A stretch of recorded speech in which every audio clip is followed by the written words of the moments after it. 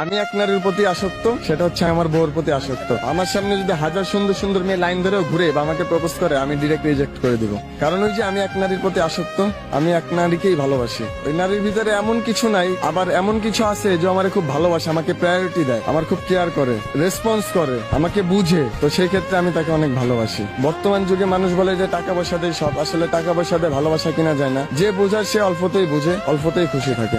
সংসারে খুনসুটি ছোটখাটো থাকবেই, হ্যাঁ, ঝগড়া বিবাদ টুকটাক থাকবেই। ওই ঝগড়া বিবাদের মাধ্যমে একে অপরের ভালোবাসাটা, বন্ডিংটা আরো ভালো থাকবে। তো ওই কারণে আমি মনে করি যে খুনসুটির ভিতরেও অনেক ভালোবাসা থাকে, যেমন আমাদের ভালোবাসা অনেক। আমি এখনো ওকে ভালোবাসি, ও দেশে থাকে, আমি ঢাকায় থাকি। ছুটিতে আমি যাই, তখন একসাথে ঘুরি, ফ্রি সবকিছু করি। ঢাকায় যখন থাকি আমি ওকে খুব মিস করি। আমি বলতে চাই আমি ওকে সবসময় ভালোবাসি, সবসময় মিস করি। হ্যাঁ, ওর ফ্যামিলির কেউ জানতো না, ওর ভাই জেনে গেছিল। ওর ভাই আমার ফ্রেন্ড হয়, আমাকে লাইক করতো, আমিও লাইক করতাম। বিয়ে যে করব এটার চিন্তা ভাবনা আমার ছিল না, কিন্তু ওর যে আমার যে সুমন্দি বউ, সে বলছে যে ভাই বিয়ে যদি এখন না করেন তাহলে কিন্তু ভবিষ্যতে এই মেয়েকে আর পাবেন না। তো এই কথার পরিপ্রেক্ষিতে আমি, ওই মেয়ে আমাকে মানে হেল্প করে, আমার সুমন্দি বউ হেল্প করার কারণে ওর ওই মেয়েটাকে নিয়ে আমি ভেগে যাই। 2 দিন বাইরে ছিলাম আমার এক বান্ধবীর বাসায়। ওকে আলাদা আমার বান্ধবীর সাথে রাখছিলাম, আর আমি আমার বান্ধবীর ছোট ভাইয়ের সাথে ছিলাম। আমার নামে মামলা মোকদ্দমা কেস টেস করে দেন আমি চলে আসছি। আসার পরে মেয়েকে থানায় নিয়ে গেছে। নিয়ে যাওয়ার পরে ওসি জিজ্ঞাসা করছে, ওসি রুমে নিয়ে ওসি স্যার বলতেছে যে তুমি কি চাও? বলে আমি এই ছেলের সাথে সংসার করতে চাই, এই ছেলের সাথে থাকতে চাই। বলে তোমার তো প্রাপ্তবয়স্ক হয় না। তখন বয়স ছিল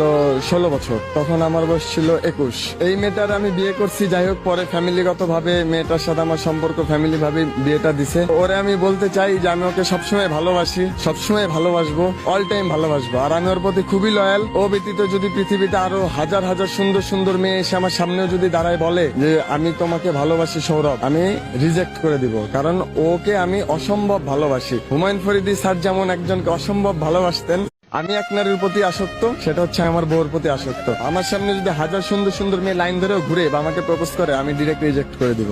কারণ ওই যে আমি এক নারীর প্রতি আসক্ত, আমি এক নারীকেই ভালোবাসি। ওই নারীর ভিতরে এমন কিছু নাই, আবার এমন কিছু আছে যে আমার খুব ভালোবাসে, আমাকে প্রায়োরিটি দেয়, আমার খুব কেয়ার করে, রেসপন্স করে, আমাকে বুঝে। তো সেই ক্ষেত্রে আমি তাকে অনেক ভালোবাসি। বর্তমান যুগে মানুষ বলে যে টাকা পয়সা দিয়ে সব, আসলে টাকা পয়সা দিয়ে ভালোবাসা কিনা যায় না। যে বোঝার সে অল্পতেই বুঝে, অল্পতেই খুশি থাকে।